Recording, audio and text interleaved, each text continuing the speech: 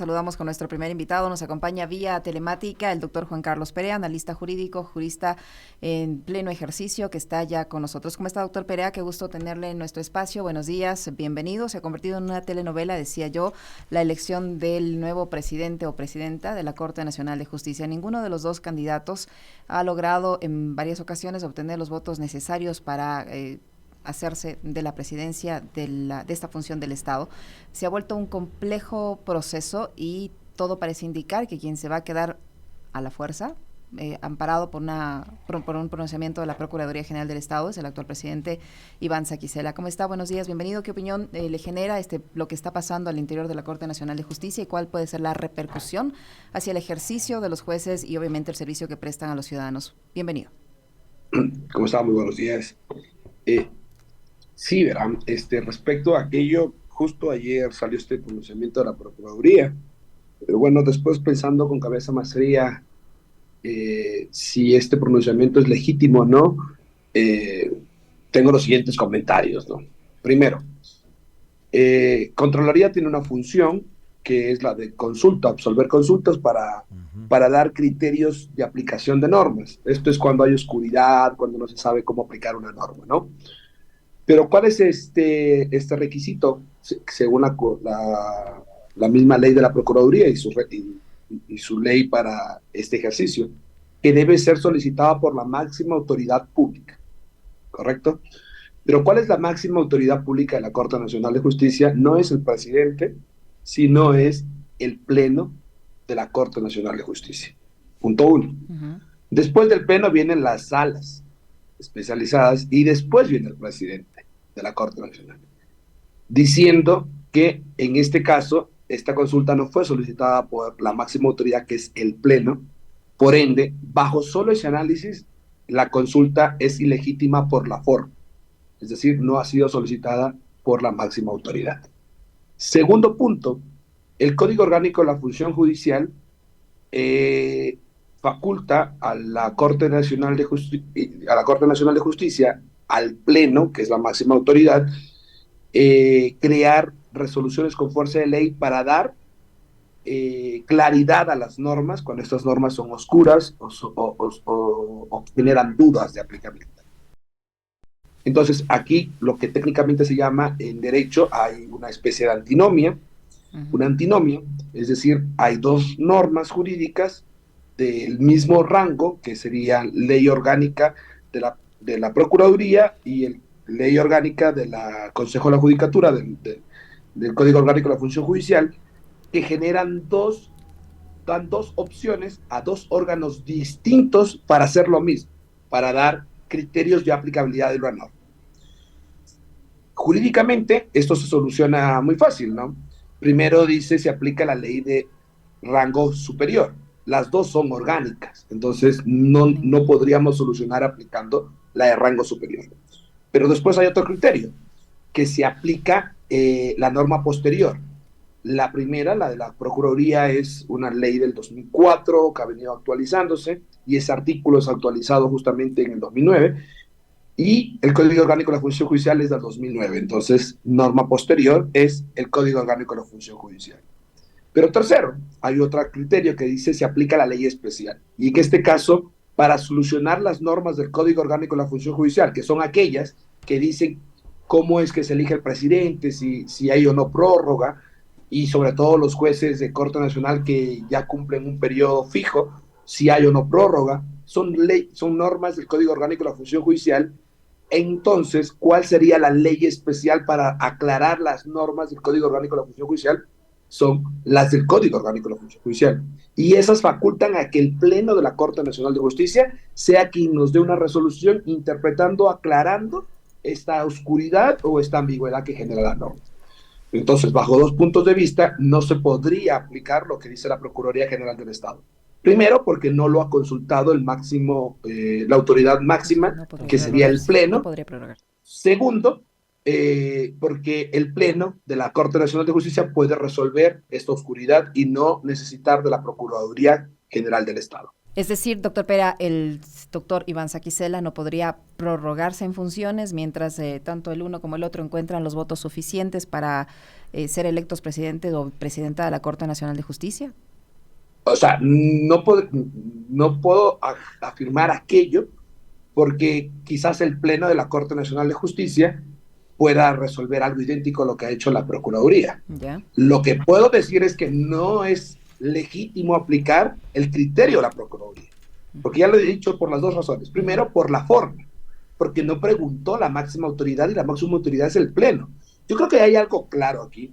Cuando había esta discusión de quién es el que manda la terna al Consejo de Participación Ciudadana para el presidente del Consejo de la Judicatura, decían que era el presidente o que es la máxima autoridad que es el Pleno, y llegó a un consenso de que la máxima autoridad del Pleno decide y envía al presidente. Entonces, hay algo claro, el Pleno es la máxima autoridad, pero el Pleno no consultó el Pleno. Entonces, por la forma, no puede ser aplicada esa consulta porque es ilegítima por la forma. Si hablamos en aspectos constitucionales, sería inconstitucional por la forma, ¿no?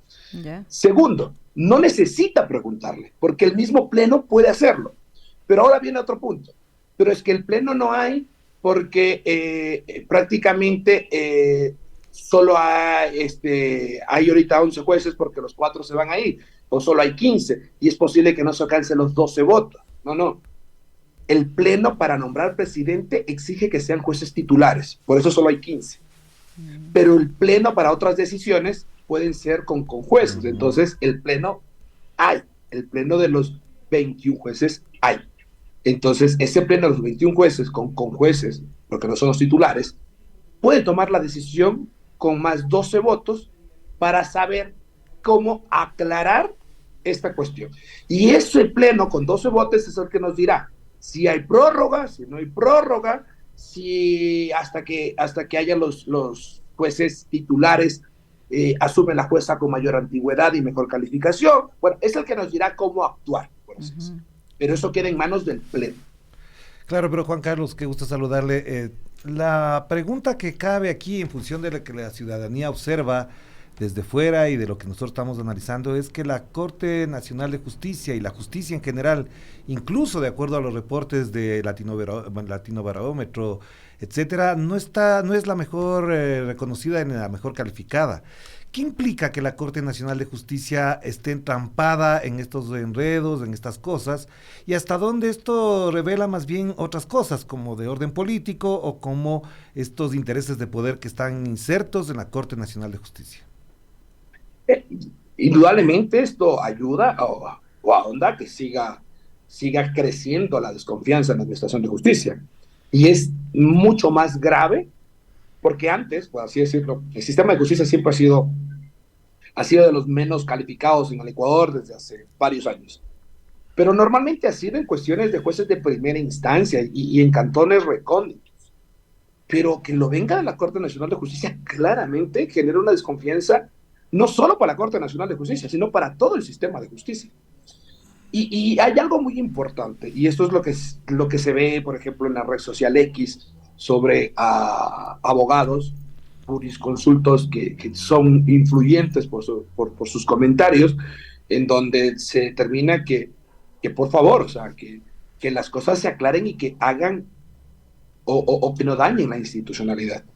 Yo sobre este punto quiero dar un criterio. Ayer, por ejemplo, se pensaba reinstalar la sesión esta que se suspendió porque no se pudo seleccionar presidente.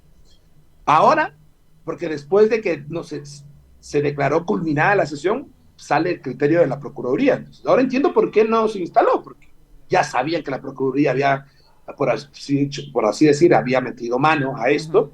Iba a favorecer a Saquicela. Igual, exactamente. Porque olvidémonos del criterio de Procuraduría. La pregunta es, ¿por qué teníamos que instalar una sesión o reinstalar o querer o pretender nombrar un presidente con 15 jueces titulares, de los cuales 4 ya el día de mañana, 23:59, ya no cumplen el plazo fijo? Porque esos 4 jueces votan a favor de Saquicela. Exacto, porque esos 4 jueces y ya no va, primero, porque esos 4 jueces van a decidir quién es el presidente de la Corte Nacional de Justicia durante 3 años, 3 años de los cuales ellos ya no van a ser jueces. O sea, ¿hasta dónde podemos llegar? Si bien es cierto, no hay una norma que aclare esto, pero bajo cualquier criterio, es totalmente inaudito que alguien que no va a ser, por así decirlo, administrado, decida quién va a ser el administrador.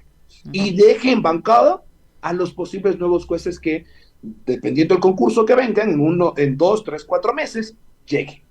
Lo importante aquí también es que sepa la ciudadanía que ya el día jueves, o sea, sí, porque el criterio de Procuraduría para mí es ilegítimo por la forma, el día lunes o el día domingo ya no tienen que ellos tener ni siquiera acceso ni claves ni nada de esto de la Corte Nacional. Entonces el día lunes tendríamos 11 jueces titulares, imposible nombrar un presidente de la Corte Nacional. Por ende, el presidente de la Corte Nacional tiene que, el Pleno mismo tiene que decidir si se prorroga o asume la jueza más antigua con mejor calificación, que es otro criterio que se está dando, hasta que se nombren a los titulares y están los 21 jueces.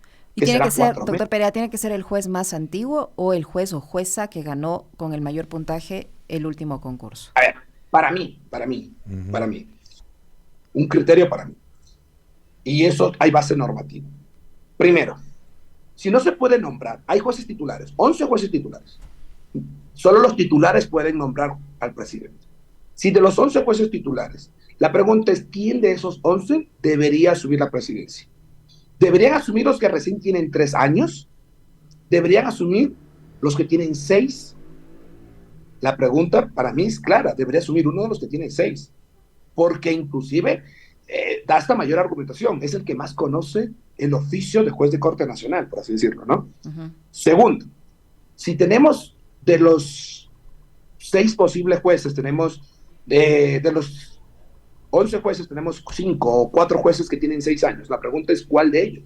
Obvio, el mejor calificado, el que ingresó con mejor puntuación. Ese para mí es un criterio bastante básico para salir de esta laguna, salir de este pantano normativo y de esta forma darle un poco más de objetividad y no estar tirando para ninguno de los lados que le puede gustar a cualquier visión política o visión jurídica dentro de la misma Corte.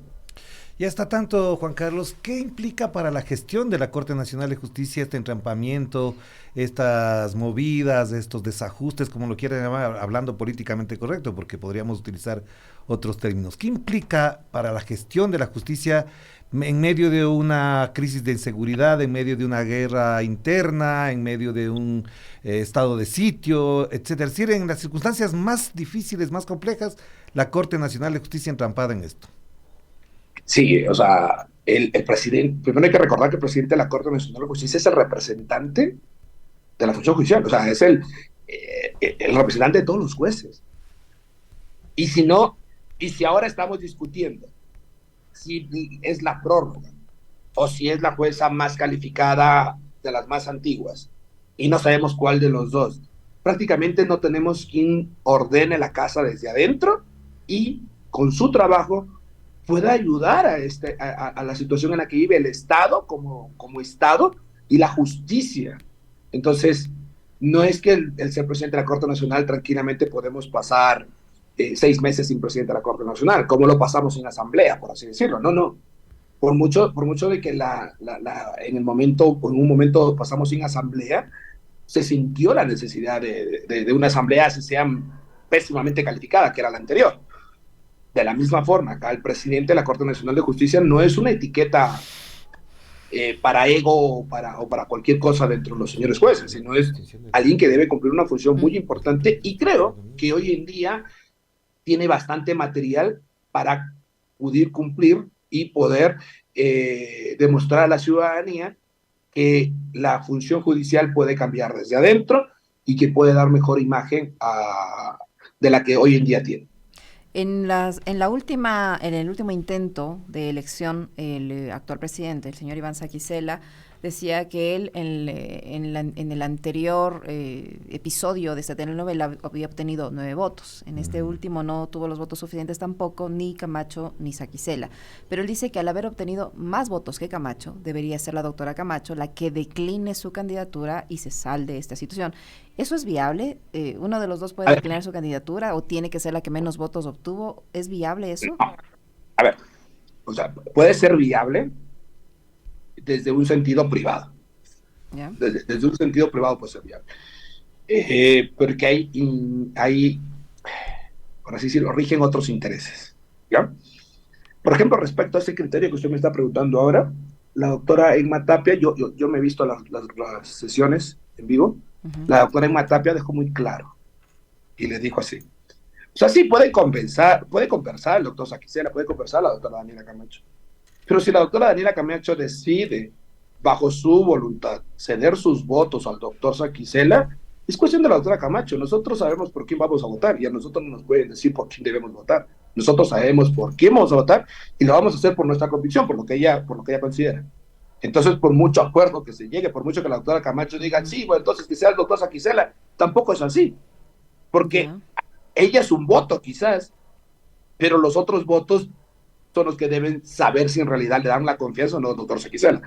Si en 3 votaciones, porque recuérdese, más o menos hubieron 3 votaciones, ¿no? La primera en donde el Sequicela tuvo 9, la doctora Camacho tuvo 3 y el doctor Swin tuvo 3. Después hubo otra votación para desempatar entre la doctora Camacho y el doctor Swin, en donde la doctora Camacho le ganó al doctor Swin.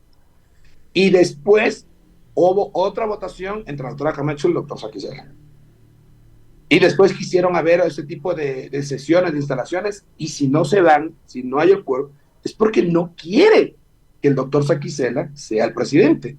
Entonces no se puede obligar y no se puede decir, es que yo soy el más votado y usted es la menos votada, por favor decline para yo ser presidente. No, no se puede hacer así, porque no es una decisión privada en donde tranquilamente los intereses sean personales para hacer. Es una decisión pública y creo que lo que ha dicho la doctora Emma Tapia me parece para mí lo correcto. Nadie podría obligar a un juez a darle el voto al doctor Saquicela, por mucho que la doctora Camacho decida declinar. Ujú. Juan Carlos, no quiero desaprovechar porque le habíamos invitado también para considerar y reflexionar sobre el proyecto de ley urgente que ha enviado el presidente de la República, Daniel Noboa, sobre la extinción de dominio. Este es un caso polémico, de hecho la Corte Constitucional en algún momento ya se pronunció, no tengo la fecha exacta. ¿Cómo valora usted que se envíe en medio de este conflicto, de este grado de inseguridad, una ley de esta naturaleza que implica y tiene algunas complejidades que no necesariamente favorecen la acción de la justicia en términos, digamos, democráticos y con respeto al debido proceso, a los derechos individuales, privados, etcétera? Primero, la ley de extinción del dominio está vigente, Ujú. Sí. ¿ya? La Corte Constitucional mandó por veto de inconstitucionalidad del presidente, en ese caso Lenín Moreno fue, si mal no recuerdo, la Corte eliminó ciertos artículos y dijo que por favor no lo hagan así y lo debatan de otra forma. Ese criterio de la Corte me pareció bastante interesante. ¿Por qué? Porque, por ejemplo, ese criterio permitía, si no, la Corte no tomaba esa decisión, permitía que, por ejemplo, vayan y revisen los bienes de su abuelito, por así decirlo, ¿no? Y solo por cuestión netamente subjetiva, arbitraria, podían dejarlo sin dinero. Era muy arbitrario. Para mí, yo comparto el criterio de la Corte Constitucional. Pero tenemos una ley que todavía no puede ser operada porque todavía faltan ciertas articulaciones. He revisado el proyecto de ley, lo veo bastante bien, muy perfectible, debería ser perfectible, debería llevar más consenso y más debate, porque lo que sí veo es que con este proyecto de ley, la ley va a ser ejecutada, la ley va a ser posible ejecutar, por así decirlo, pero sí hay cuestiones, por ejemplo, de forma, en donde usted cuando revisa las funciones de la Procuraduría General del Estado, habla de que la Procuraduría General del Estado va a presentar una acusación particular, dice. Y cuando usted va más adelante, habla de que tiene que presentar una demanda. Entonces hay cuestiones que no coordinan, por así decirlo, ¿no? Segundo, que hay cuestiones de fondo que hay que debatir. Ujú. La pregunta eh, ¿es justo las reglas que se están poniendo? Por ejemplo, a mí esto me parece bastante interesante. La actual ley tiene 2 fases para la extinción de dominio. Dice una fase Ujú. de investigación y la otra fase, por así decirlo, judicial. Esta ley divide en 3 fases. La fase de investigación, por así decirlo, la divide en 2. Una netamente secreta, que opera fiscalía, otra en donde ya puede pedir medidas como provisión de enajenar, cuestiones así de bienes, y la otra en donde ya notifica al bien y al dueño del bien para que se pueda defender, y después la fase judicial. Aquí, por ejemplo, Habría gente que diga, es que la primera no puede ser secreta.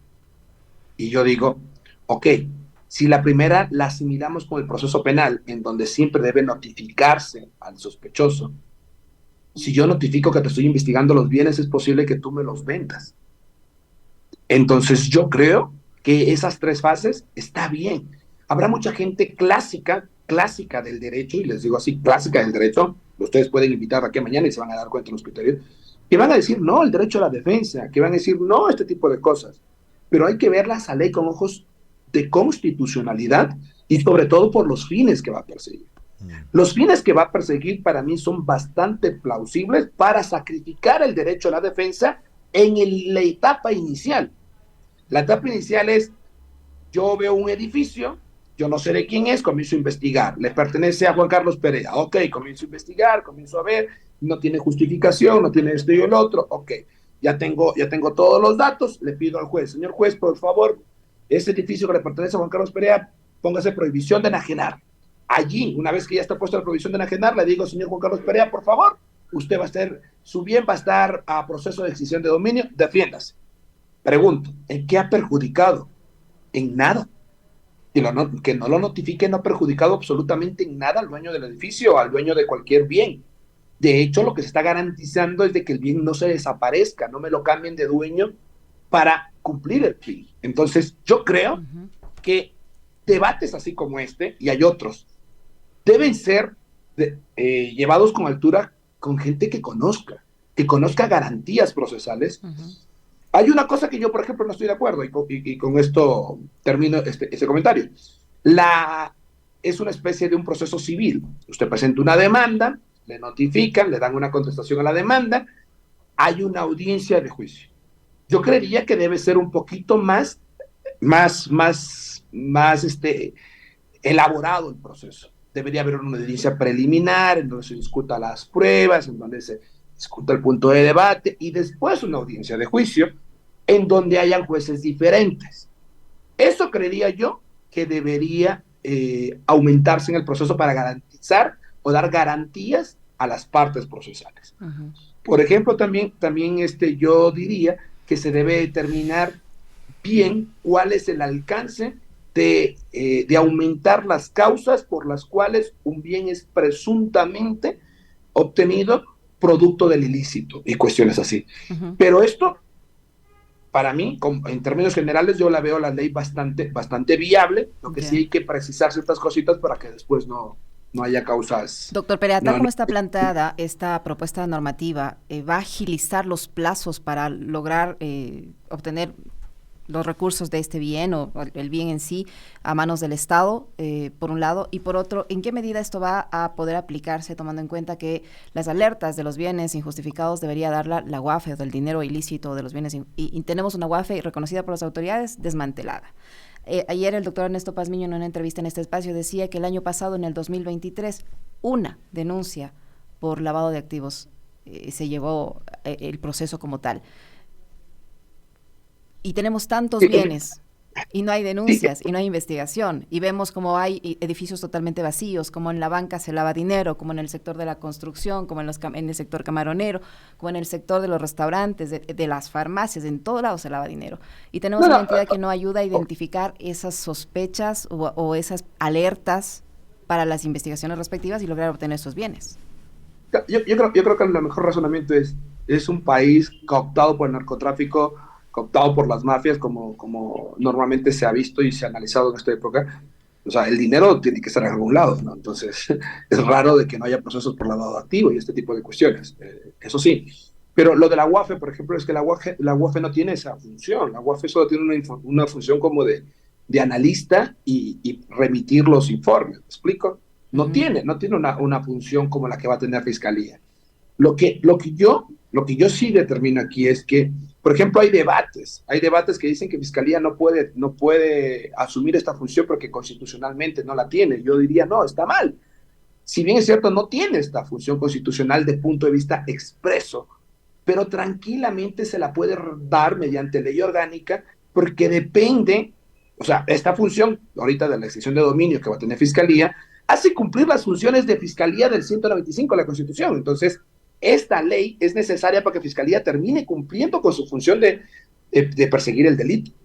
Entonces, yo sí doy mi comentario genérico aquí, es que el proyecto está bastante bien, pero debe ser discutido con mejor precisión sobre el alcance de ciertas reglas que se están modificando, porque recuerden, ya la ley existe. Lo que se está haciendo es cambiando de reglas para que sea mejor la forma de operar.